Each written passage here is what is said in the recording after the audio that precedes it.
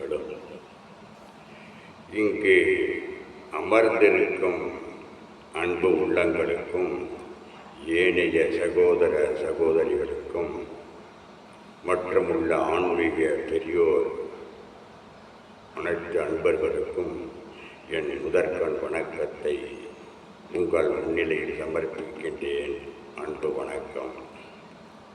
இங்கு திருச்சி மலைக்கோட்டையில் அமர்ந்திருக்கும் தாயுமான சுவாமி அவருக்கு இப்படி ஒரு பெயர் வர காரணம் என்று சிலருக்கு புரியும், பலருக்கு புரியாமல் இருக்கலாம். அதை பற்றி சில கருத்துக்கள் இங்கே சொல்ல நினைக்கின்றேன். ஆகவே எல்லோரும் அமைதியாக இருந்து உங்கள் பொன்னான சிந்தனையை சிதறவிடாமல் ஒரு நிமிடங்கள் பொறுமையாக இருந்து கேட்கும்படி மிக்க பணிவன்போடு கேட்டுக்கொள்கிறேன். சற்று உள்ளே வாருங்கள், செல்வோம்.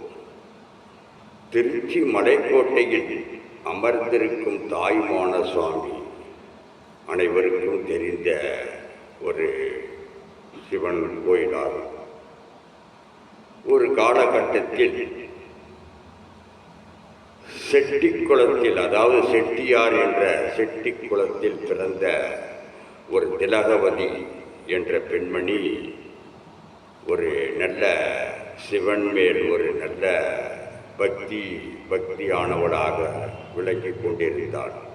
சிவபக்தியாக, சிவன் மேல் ஒரு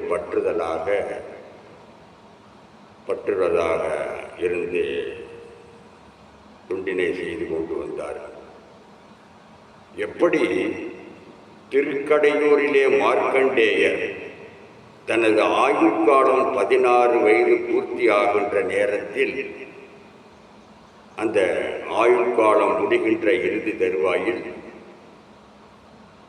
யமதர்மராஜா தனது பாசக்கயிற்றை எடுத்துக்கொண்டு அவரின் உயிரை பறிப்பதற்காக ஓடோடி வருகிறார் அந்த யமதர்மராஜா.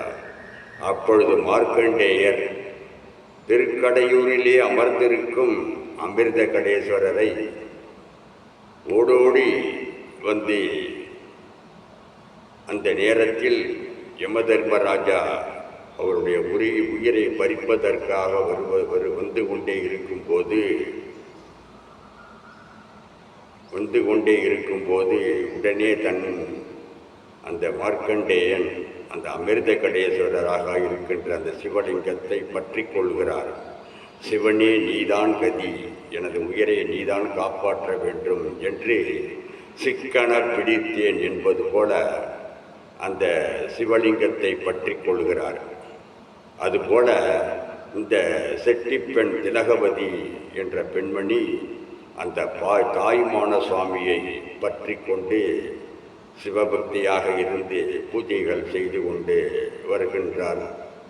ஒரு காலகட்டத்தில் அப்படி செய்து கொண்டு வரும் பொழுது திடீரென்று ஒரு நாள் ஒரு கட்டத்தில் அவளுக்கு திருமணம் ஆகி சில மாதங்கள் கழித்து பிள்ளை பேறு காலத்தில்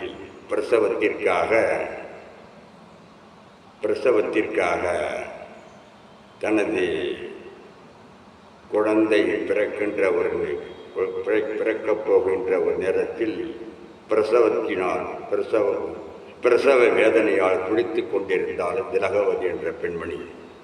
அப்பொழுது தனது பக்தியான திலகவதி அம்மையாரை காப்பாற்றுவதற்காக அந்த தாயுமான சுவாமி உடனே ஓடோடி வந்து தாய் போல இருந்து அந்த பிரசவத்தை தாயும் குழந்தையும் நல்ல முறையில் காப்பாற்றியதற்காக தாய் போலவே இருந்து கூடவே இருந்து தனது உண்மையான தாயை போலவே இருந்து அந்த குழந்தையை அந்த பிரசவத்தை மிகவும் இனிமையாக பார்த்ததாக செவிவழி கருத்துக்கள் உள்ளன. ஆகவே இதை நல்ல முறையில் அந்த தாயுமான சுவாமி அந்த அந்த செட்டி பெண்ணின் பிரசவத்தை நல்ல முறையில் பார்த்து சென்றிருக்கிறார். தாய் போலவே இருந்து இந்த பிரசவத்தை நல்ல முறையில் இனிதாக பார்த்து விட்டு சென்றிருக்கிறார். மறுநாள் தனது உண்மையான தாய் முதல் நாள் தன்னுடைய மகளை பார்ப்பதற்காக வரும்பொழுது காவேரி ஆற்றில் தண்ணீர் கரை புரண்டு ஓடியதால் அப்பொழுது பாலங்கள் கிடையாது, மழைக்காலமாக இருந்தமையால்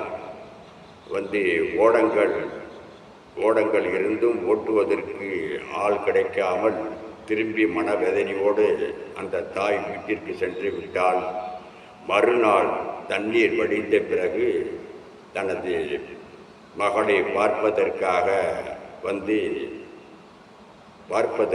வந்து பார்க்கும் பொழுது, உனக்கு எப்படி பிரசவம் ஆனது தாயும் குழந்தையும் என்று விசாரிக்கிறாள் தனது உண்மையான தாய். அப்பொழுது அந்த திலகவதி என்ற பெண்மணி சொல்லுகிறாள், நேற்று நீதான் இருந்து எல்லாமே பார்த்தாய், இப்பொழுது தெரியாது போல் கேட்கின்றாயே என்று அந்த பெண்மணி சொல்ல, அப்பொழுது உண்மையான தாய் சொல்கிறாள், நேற்று வர முடியவில்லை அம்மா, வெள்ளம் கரை புரண்டு ஓடியது, திரும்ப மனவேதனையோடு நான் வீட்டிற்கு சென்று விட்டேன்.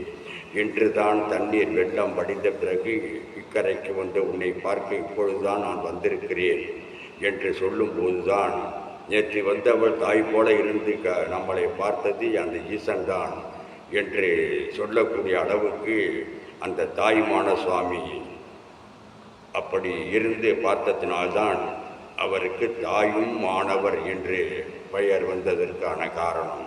ஆகவே அன்பே சிவம் என்று சொல்லி எனது சிற்றுரையை இத்துடன் முடித்துக் கொள்கிறேன். அன்பு வணக்கம்.